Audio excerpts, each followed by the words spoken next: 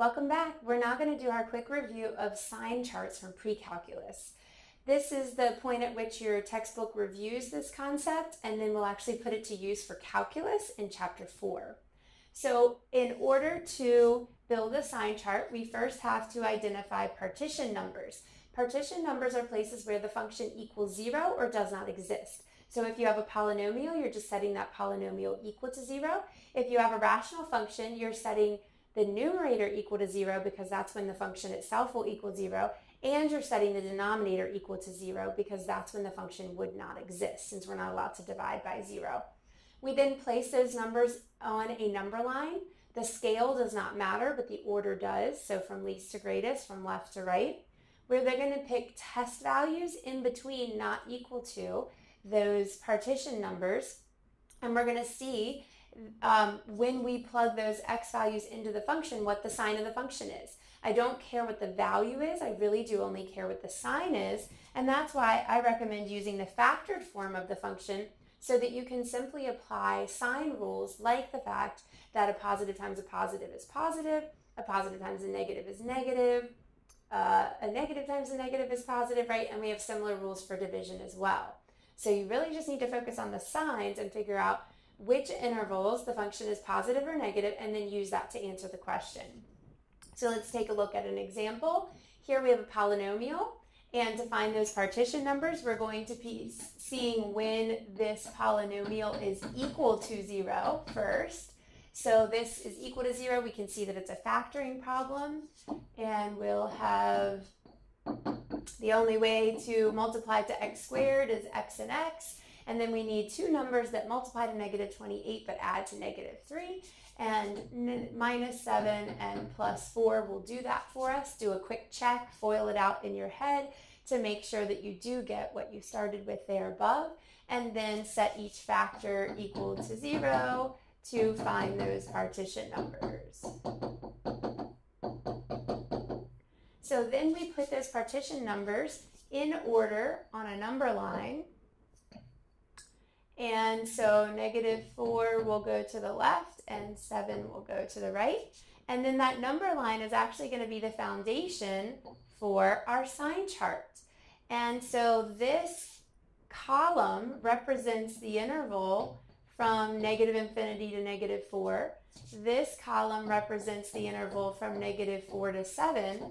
And this column represents the interval from 7 to infinity. Notice that I used parentheses. I am excluding those values. I mean, strictly greater than 7. And so I need to make sure that my test values, which I'm about to choose, are indeed strictly between those values. So I can pick any number that's less than negative 4. Doesn't matter. You might pick negative 20. Your friend might pick negative 10. I might pick negative 5. And it does not matter as long as it is strictly less than negative 4, because all we care about is the sign. And the whole theory behind these partition numbers is if we are going to have a sign change, these values, negative 4 and 7 for this problem, are the only places where that sign change can happen. So whatever is happening at any one value in this interval is happening for the entire interval. And that's why it doesn't matter what value you pick as long as it's strictly inside that interval, strictly less than negative 4. And then in between negative 4 and 7, I can pick anything I want, but whenever 0 is an option, that's a nice one.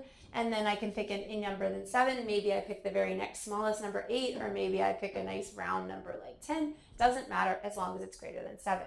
And then what I'm doing, it's called a sign chart, and I am looking into the sign of the function.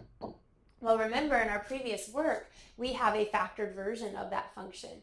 And so that is one way that we can do this. So what we're doing is we're plugging negative 5 into our test value, into the factored version of this function, okay?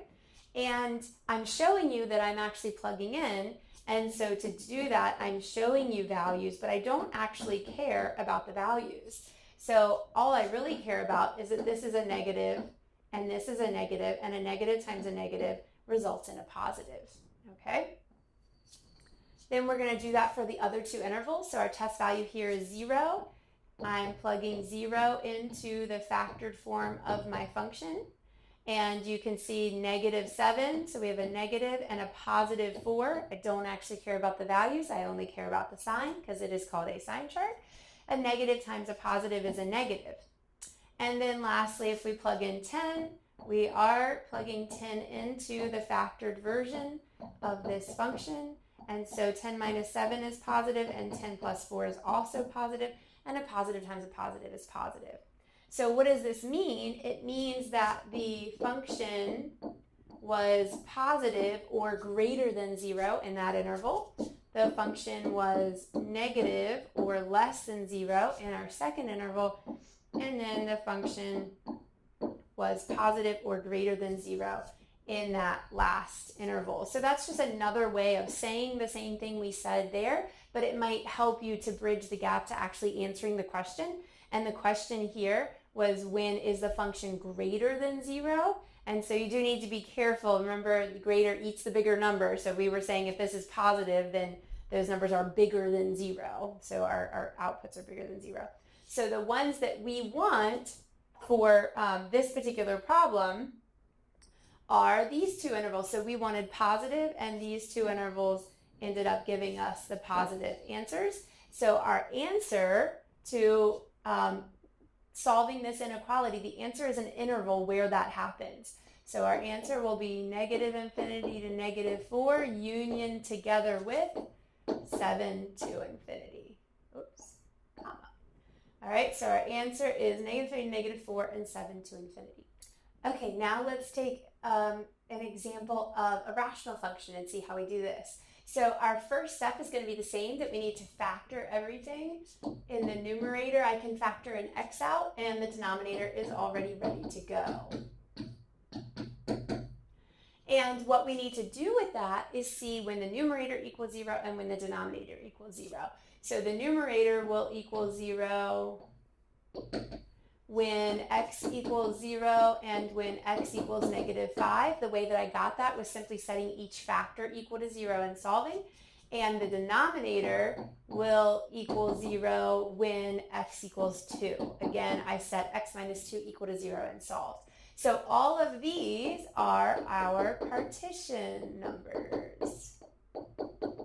And so we need to put them in order on a number line. Again, scale doesn't matter, so we don't have to have the same distance between, or a different distance between -5 and 0 and 0 and 2. We just need to make sure they're in order. So -5 is the smallest, and then 0, and then 2. So we happen to have more partition numbers, so we're going to have more columns.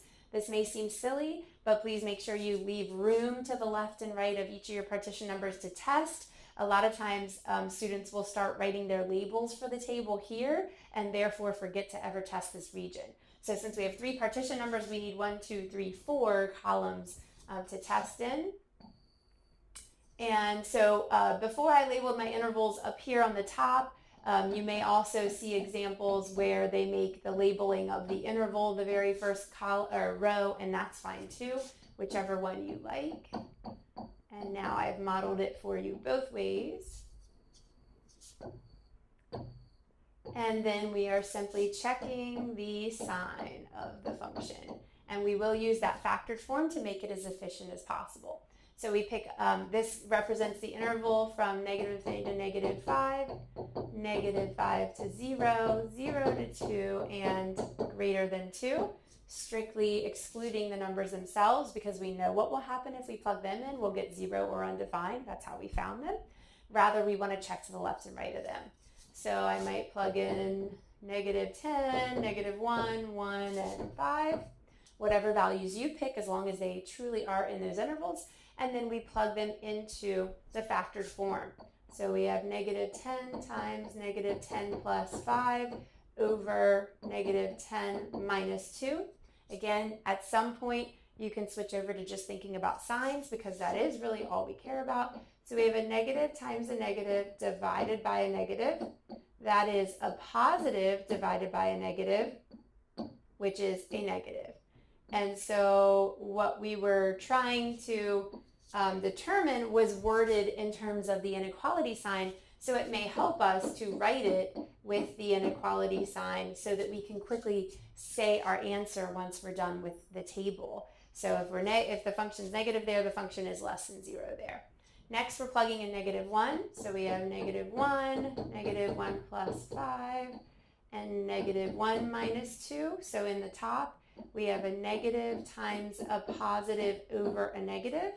That is a negative divided by a negative, which is ultimately a positive. So in this interval, the function is positive. We then plug in 1. If you look at plugging in 1, you would have a +1, you would have a +6, and in the denominator you would have -1.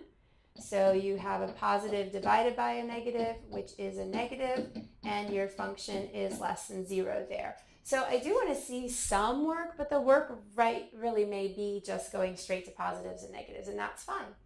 And then lastly, with 5, in the numerator, we would have a +5 times a +10 divided by a +3. That is a positive divided by a positive, which is positive. So our function is positive there. Now, don't try to take shortcuts and assume that it's always going to alternate like this just because it did in the last two.